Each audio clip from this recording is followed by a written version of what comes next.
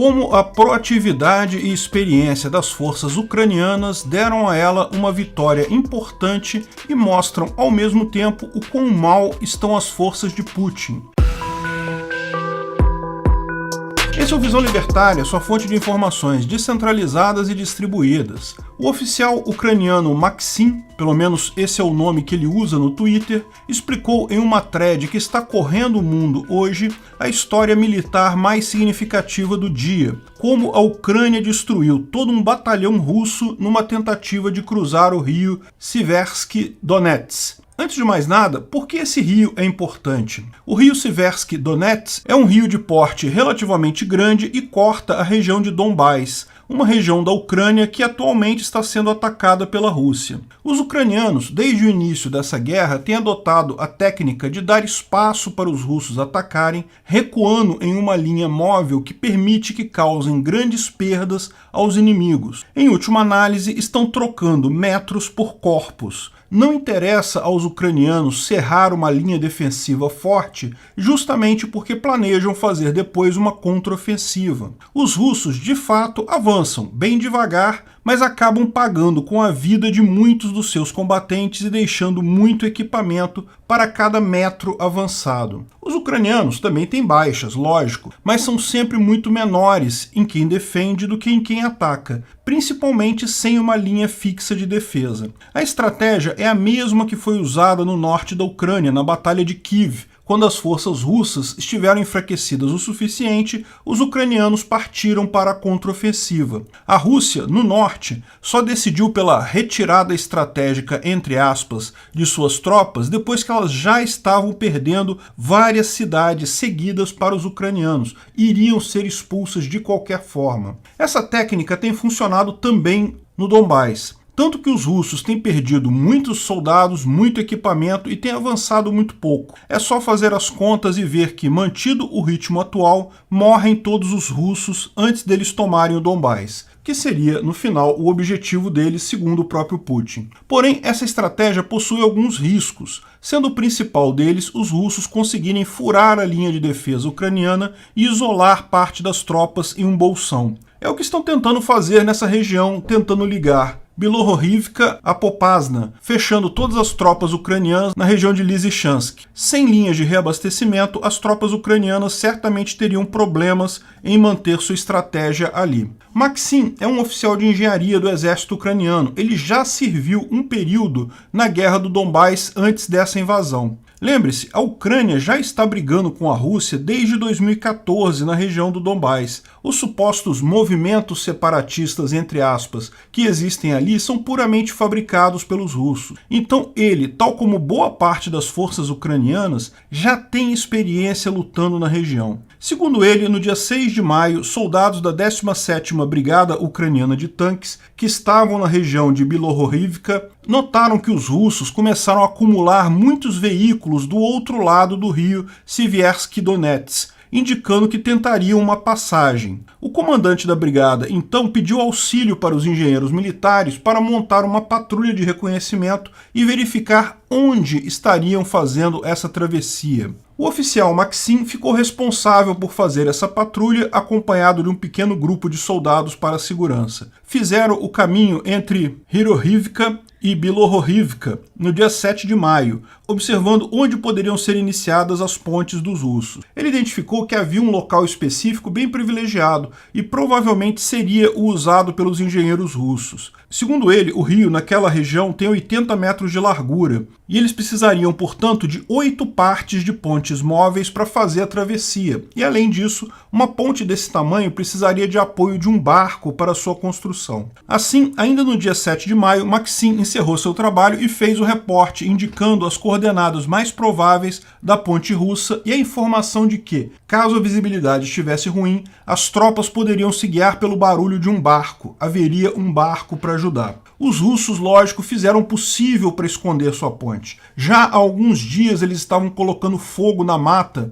na região próxima, gerando um bocado de fumaça. Escolheram ainda a manhãzinha do dia 8, justamente porque havia uma densa neblina na região, e ainda jogaram algumas granadas de fumaça na região para evitar que drones ou mesmo pessoal em terra visse a ponte sendo montada. Porém, já avisados, os soldados da guarda notaram exatamente o som de um barco e fizeram um alerta na manhã do dia 8. A artilharia já estava pronta, mas eles esperaram em silêncio que os russos concluíssem ou quase concluíssem sua ponte e passassem alguns veículos para o outro lado antes de iniciar o ataque para maximizar o dano russo. Já havia alguma batalha entre ucranianos e russos do lado ucraniano do rio quando a artilharia começou. Foram 20 minutos ininterruptos de bombas explodindo em cima dos russos e sua ponte. O bombardeio foi complementado por aviões ucranianos também. Segundo Maxim, ele nunca viu uma batalha tão pesada na vida dele. Com a ponte destruída, ainda haviam várias tropas e carros de combate russo do lado ucraniano do rio, mas estavam em minoria cercados de ucranianos. Os russos então tentaram construir uma segunda ponte às pressas para resgatar os combatentes de lá ou enviar reforços, porém a segunda ponte foi novamente alvejada fortemente pela artilharia e destruída. Alguns soldados russos voltaram para o lado russo nadando pelo rio. A batalha só terminou no dia 9 pela manhã, mas só no dia 10 puderam fazer o reconhecimento do local e ver uma quantidade enorme de russos mortos, tanques, carros de combate, tudo em ruína. A contagem feita posteriormente indica, no mínimo, 73 veículos, porque são os totalmente visíveis no local. É possível que alguns tenham caído completamente no rio ou estejam debaixo de vegetação. Veículos suficientes para um batalhão russo inteiro. Imagina-se que, em termos de soldados russos mortos, os números se encontrem entre 1.000 e 1.500. Ainda não há um número oficial. Ou seja, um batalhão russo tem entre 700 e 1.000 soldados. Estamos falando aqui de, no mínimo, um batalhão russo inteiro dizimado nessa tentativa de travessia. A Rússia iniciou essa guerra com cerca de 139 batalhões. Estima-se que hoje tenha 97 batalhões dentro da Ucrânia, porém poucos deles a essa altura estão completos. A maior parte já perdeu uma boa parte dos seus quadros. Equipamentos, é verdade, a Rússia deve ter mais em estoque, é relativamente fácil repor,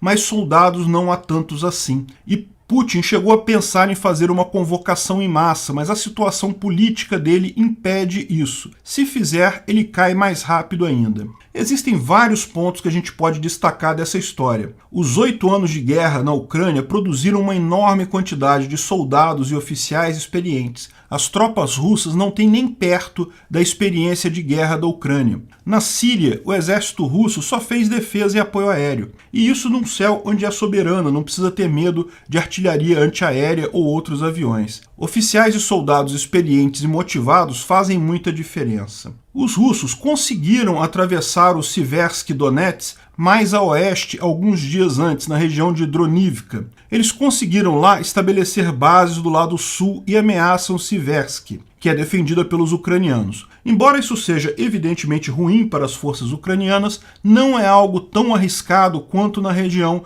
de Bilohorivka, onde poderiam fechar um contorno muito mais rápido. Importante notar que os russos estão perdendo muitas tropas, mas não estão todos mortos ainda. Ainda tem muita guerra para acontecer. A Força Aérea Ucraniana, que os russos afirmaram ter destruído totalmente no terceiro dia da guerra, está fazendo bombardeios na linha de frente. Tudo isso aconteceu há poucos dias atrás, e aqui no Brasil ou em qualquer lugar do mundo você pode hoje ver o relato quase em tempo real do ocorrido, em primeira mão, de um dos soldados que participou da ação. E ele só não pode comunicar essas coisas antes porque, lógico, isso poderia prejudicar os próprios planos ucranianos. Guerras nunca mais serão a mesma coisa depois dessa. Sempre vão envolver agora um fator de propaganda, de mostrar o que você está fazendo, mostrar como está funcionando a guerra. E a Rússia está com sérios problemas, porque ela não está conseguindo fazer isso que o lado ucraniano consegue fazer tão bem.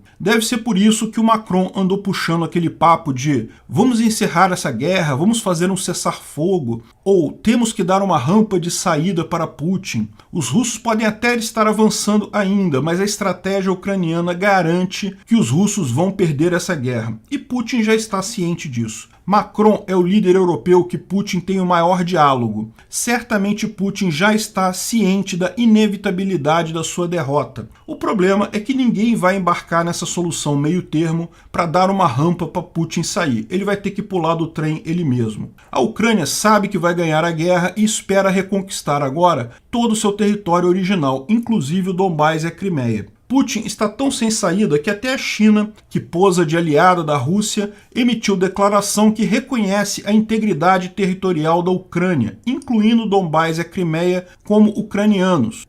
As coisas não vão bem para Putin. Obrigado pela audiência. Esse vídeo foi um oferecimento de armataweb.com, cloud e serviços de data center, 100% de compromisso com a satisfação e privacidade dos clientes. Aceitamos Bitcoin, veja o link na descrição do vídeo. Se você gostou desse vídeo, clique no like e compartilhe ele em suas redes sociais. Se inscreva no canal para nos ajudar, clicando no botão vermelho abaixo. Se quiser ser avisado de novos vídeos, clique no sininho ao